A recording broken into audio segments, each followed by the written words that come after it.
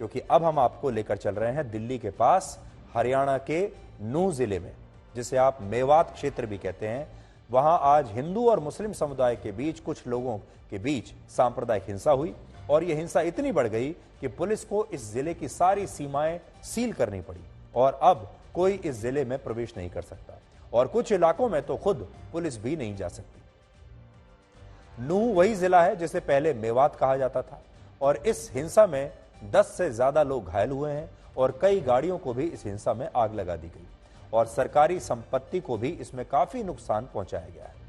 इस खबर से जुड़ा लेटेस्ट अपडेट यह है कि हिंसा और तनाव को देखते हुए नूह में इंटरनेट सेवा और मोबाइल SMS सेवा 2 अगस्त तक के लिए तत्काल रोक दी गई है और जिन इलाकों में तनाव है वहां धारा 144 लागू की गई है। देखिए, ये जो मोबाइल और इंटरनेट पर रोक लगाने की जो बात है, इससे पहले हम कश्मीर में सुना करते थे, फिर हमने ये मणिपुर में सुनी, लेकिन अब सोचिए दिल्ली के इतने करीब, दिल्ली से मुश्किल से 100 किलोमीटर की दूरी पर यह इलाका है और आज वहां पर इंटरनेट बंद करना पड़ा है। यह हिंसा उस शोभा यात्रा के दौरान हुई जो बजरंग दल और विश्व हिंदू परिषद जैसे हिंदू संगठनों द्वारा निकाली जा रही थी, जिसमें शोभा यात्रा में शामिल लोग मेवात के एक शिव मंदिर तक ये यात्रा निकालकर वहां जलाभिषेक करने वाले थे और यह शोभा यात्रा पुलिस द्वारा बताए गए रूट से ही निकाली जा रही थी।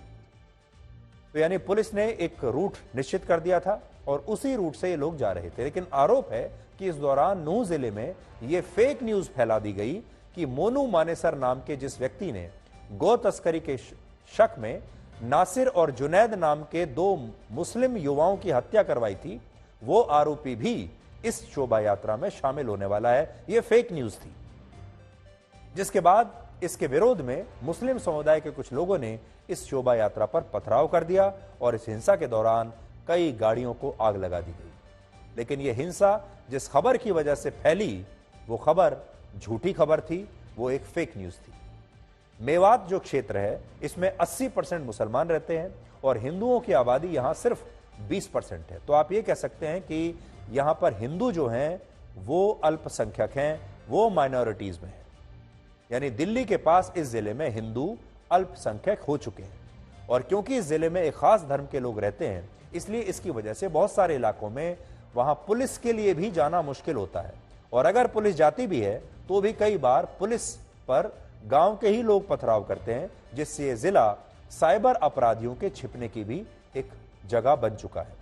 ये जो मेवात का इलाका है, ये अपराध के लिए मशहूर है और साइबर अपराध के लिए अब धीरे धीरे और मशहूर होता जा रहा है और यहां से संदिग्ध आतंकवादियों को भी गिरफ्तार पहले किया जा चुका है। तो भारत को नुकसान पहुंचाने वाली, भारत को तोड़ने वाली, समाज को नुकसान पहुंचाने वाली अपराध की जितनी भी गतिविधियां हैं, वो सब इस मेवात क्षेत्र में होती है और अब भी इस हिंसा के बाद पुलिस के लिए इस जिले में कानून व्यवस्था को बनाए रखने की एक बहुत बड़ी चुनौती है, जिसकी वजह से पुलिस ने इस जिले की सीमाओं को ही अब सील कर दिया है।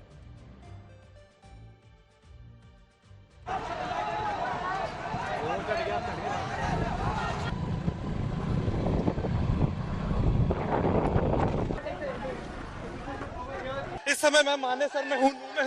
आप मेरे पीछे देख सकते हैं स्टोन पेल्टिंग पथराव शुरू हो चुका है।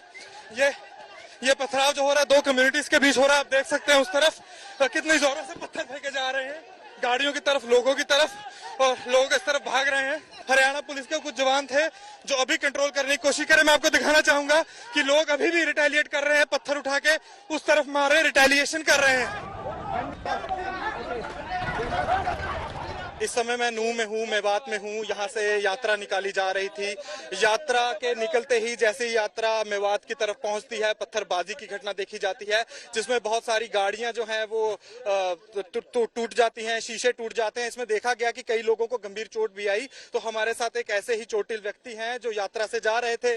तो सर, कैसे हुआ सब कुछ? तो सर, बस से जा रहे थे, ऊपर से ही छत के ऊपर से, बसों के ऊपर, मोटरसाइकिल गाड़ियों के ऊपर पथराव होने लगा, जिससे हम हमारा बचाव करके गाड़ियां पीछे भी लगाई, लेकिन बहुत सारी गाड़ियां की लंबी लाइन थी, आगे वो जाने नहीं दे रहे थे। आगे से पत्थर बरसा रहे थे एकदम, पता नहीं, बिल्कुल आराम से जा रहे थे, कोई किसी प्रकार का माहौल नहीं था, कोई गुंडागर्दी वाला।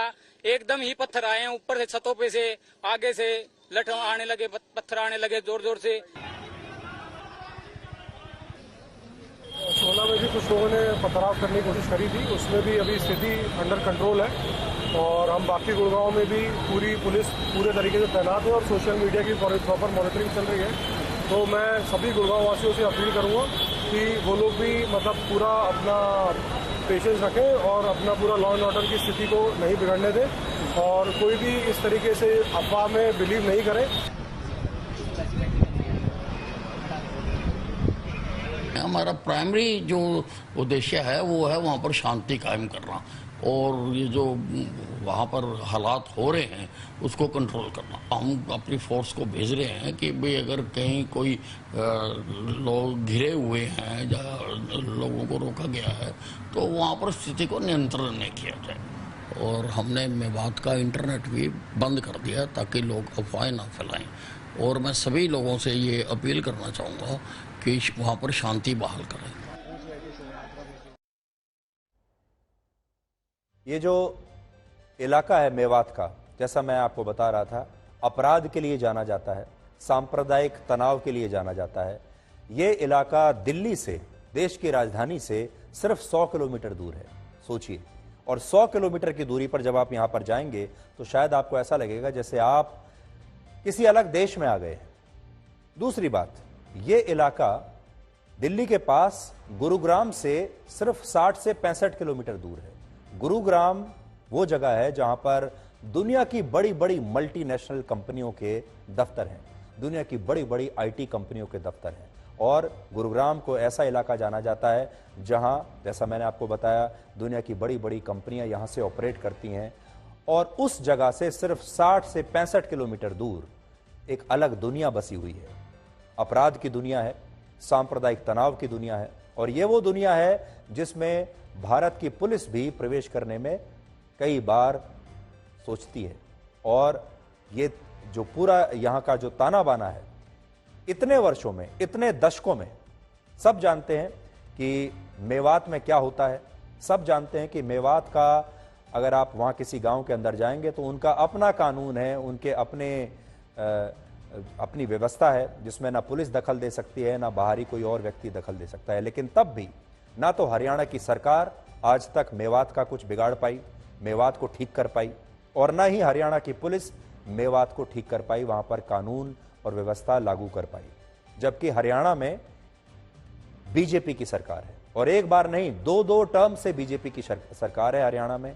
लेकिन ये जो मेवात नाम का जो क्षेत्र है, ये हरियाणा में बीजेपी की सरकार के काबू में नहीं आया है अभी तक।